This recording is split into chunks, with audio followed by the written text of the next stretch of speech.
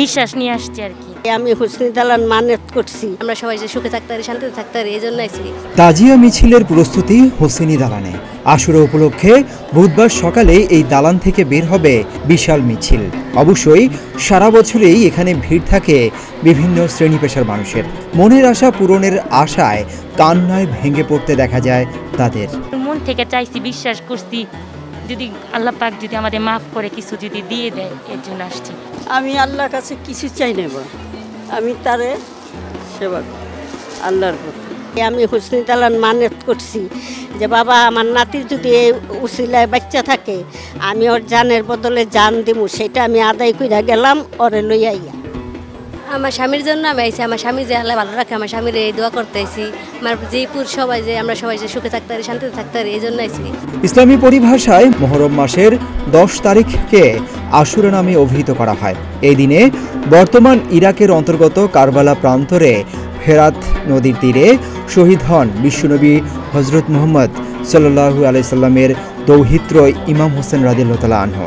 তার মৃত্যুর দিনটিকে স্মরণ করা হয় শ্রদ্ধা ভরে।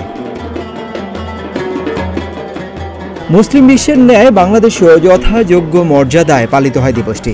হাজারো মানুষ শোক মিছিলে হাই হোসেন মাতম তুলে অংশ নিবে। তাজিয়া মিছিলে যারা অংশ নেবেন তাদের হাতে দেখা যাবে জরি লাগানো লাল সবুজ নিশান, মাথায় শোকের কালো কাপড়। মিছিলের সামনে দুটি কালো গম্বুজ বহন করা হয় বিবি ফাতেমার স্মরণে।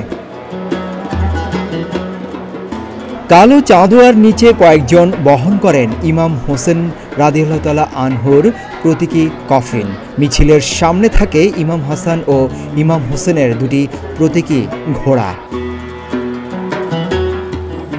হোসনি দালান ইমামবাড়ি থেকে বের হওয়া তাজিয়া মিছিল লালবাগ, নীলক্ষেত এবং ধানমন্ডি 2 নম্বর সড়ক হয়ে বিজিবি গেটের বিপরীত প্রান্তে গিয়ে শেষ হবে। তাজিয়া মিছিলের মূল দায়িত্বে থাকে হোসেনি ওয়েলফেয়ার অ্যাসোসিয়েশন।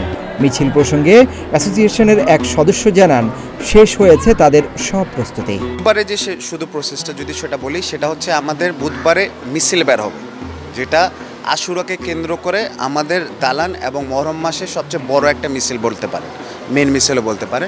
এটা সকাল 10টার দিকে দালানের উত্তর গেট থেকে বের হয়ে জিগাতলা যে লেকটা রয়েছে সেখানে যে আর কি সম্পন্ন হবে। ওখানে যাওয়ার পর ওখানে আমাদের কিছু ইবাদত আছে, জোহরের নামাজ আমরা ওখানে পড়ি।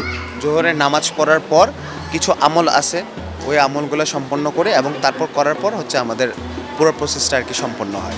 অপ্রীতিকর ঘটনা এড়াতে এবার শিয়া মুসলিমদের তাজিয়া মিছিলে সব ধরনের ধাতব বস্তু বহন, জিঞ্জির, দা, ছুরি, তলোয়ার, ঢোল, লাঠি খেলা এবং আগুন খেলা সম্পূর্ণ নিষিদ্ধ করা হয়েছে বলে জানিয়েছেন ঢাকা মহানগর police DMP commissioner.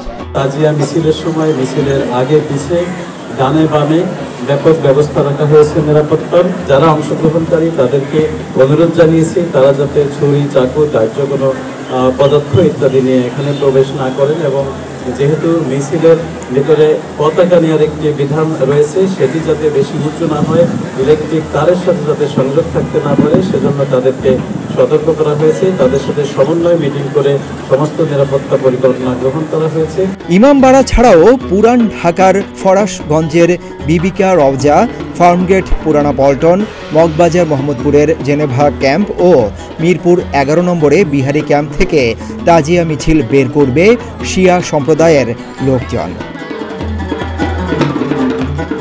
Siddiqur Rahman Roman, প্রতিদিনের বাংলাদেশ।